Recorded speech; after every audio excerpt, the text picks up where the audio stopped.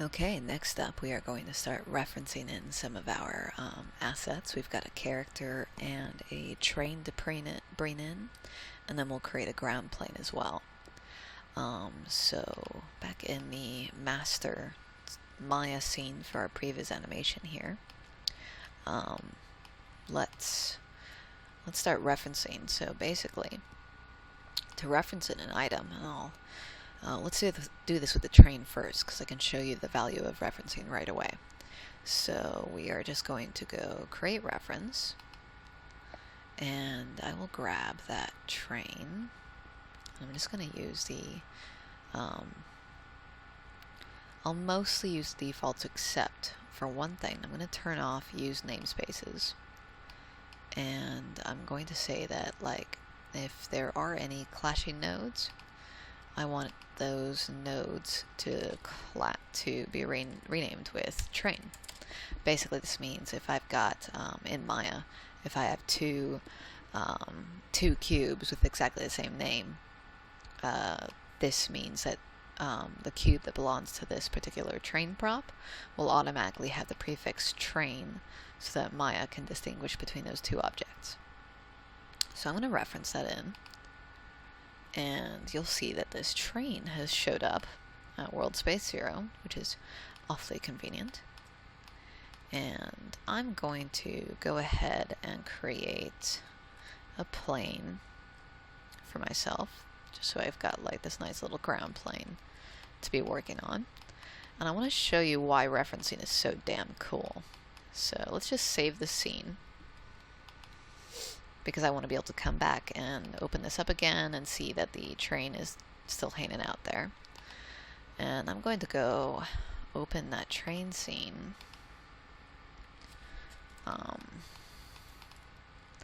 And what I'm going to do is I'm going to select all of those pieces, absolutely everything. Oh, maybe not the cameras though. You can see I've got these little cameras selected down here. So let's just go outliner, and I'll just grab the train. Cool. Also, of course, before I had referenced it in, I made sure that I came in and cleaned up my outliner, and that all my pieces are named, and that they are in, they have been added into little sections. I've done this because I want to be able to hide things as I work, because it's going to make it much easier to build my previs if I can hide the roof and the front of that train. So again, I was going to show you how cool referencing is. I'll grab that whole train, and I'm just going to right click and hold, so that I got my little options menu here, and I'm going to go assign new material, and I'm just going to drop a boring old Lambert on there, so it's this sort of dull matte gray. And I'm just going to save this scene. So I'm just going to save it. That's it. I'm not going to export it or do anything cray. I'm just going to save it. And now when I go to open up that master scene file again, let's see what happens to that train. Yo, check it. Remember how that train used to be super shiny and had like a dark material for the roof and shiny material for the walls? Now it's got exactly the same material as that reference scene, and that is why referencing is so damn cool. It's because you can change the reference scene, and when you open up your master scene again next time, anything that came in with that reference will get automatically updated just the moment you open it. So that's pretty damn nifty. Okay, we've got our little reference train there, and you can always tell if something's a reference object because it's got this little blue symbol in front of it. And let's go grab Yolanda as well. So go create reference, and we will get character Yolanda Previs, and I need to make sure that I change my namespace options. So this time I will have that automatically resolve clashing nodes with Yolanda. And let's just reference that. So here she is, comes in, and that has automatically given me the Yolanda prefix to all of my nodes inside that rig as well. And if you can't see her, if you can't see anything when you bring it in, it's because it's currently sitting inside of another object. If you're wondering how I got to this X-ray mode, it's called wireframe, and I just hit 4 on my keyboard. If I pressed 5, it would go back to Lambert. So I'll just go hit 4 so I can see what I'm doing. Let's grab the Yolanda character and just pull her out so we can see where she is. And that's those 2 characters referenced into the scene. So let's see. Okay, so they're referenced in. And one thing I do want to do is I do want to just make sure that the size and the scaling is all right. And it looks like that's about right. So she sits in the train. She tries to walk out the door. She won't be clocking her head on the roof. So it looks pretty good. And let's also hide the roof and the front of the train, because I'm not going to use those when I'm animating. If you're wondering how I just hid those whole groups pretty easily, all I do is I select, if I select any one piece that belongs to a group and I press the up arrow, I'll grab the full group node above it. If I press the up arrow again, it would grab the group node above that. So I just want the front group, hide that. Now I've got this train. Now if I look back at my animatic, so you'll see that she's sitting down. She goes to stand up, walks onto the other side of the train, looks out, and then walks back and jumps out that window. So I definitely needed the ground. I need that ground to drop off suddenly because she jumps off and drops to a cliff. And I think I really need some chairs. I need something for her to sit on. So let's just turn her around a bit.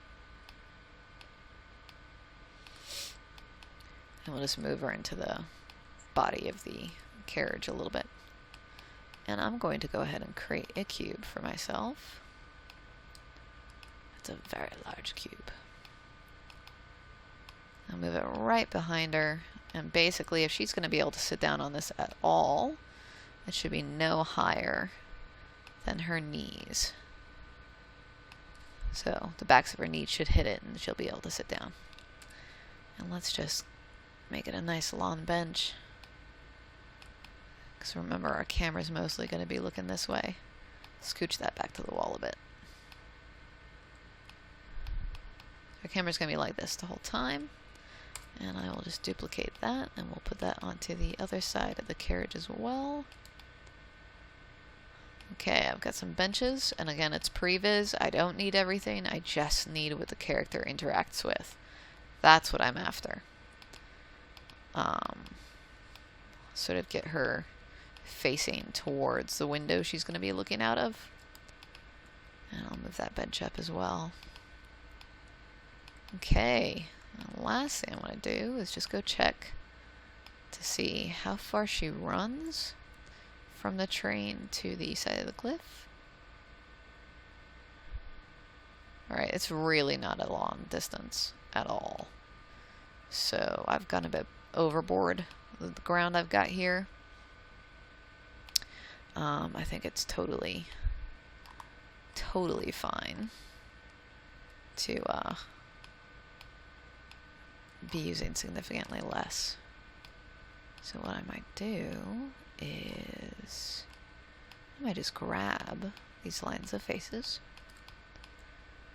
bring that down, then just create my little cliff there.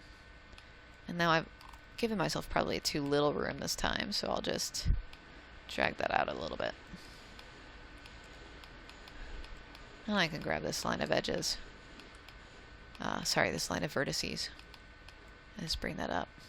And that creates my little cliff shape. And again, it's Previs. I don't need much. So she runs, she drops, she runs, and drops and falls. And we get that shot at the end of the temple in the distance. So We probably have too many faces. Just here at the end. Whoop. Okay, when you zoom out and suddenly all your assets disappear, that is something called your near and far clipping plane. So to make sure my assets aren't disappearing like that, I'm going to go to View, Camera Attribute Editor, and my clipping plane is just right up here at the top. It says far clip plane is 100 at the moment. I'm just going to add some zeros to that. So it's, what, 100,000? And I'll hit enter, and you'll see all my objects have returned to me. And I was just going to grab this whole row of faces at the end and blow those away. They're gone. They're dead. Okay, my scene is set up. I am ready to start adding cameras and getting ready to animate these shots. Okay, let's save that and then get the next chapter going. When it keeps asking you to save multiple times, what it's doing is it's having you, you're also saving those reference files. Okay?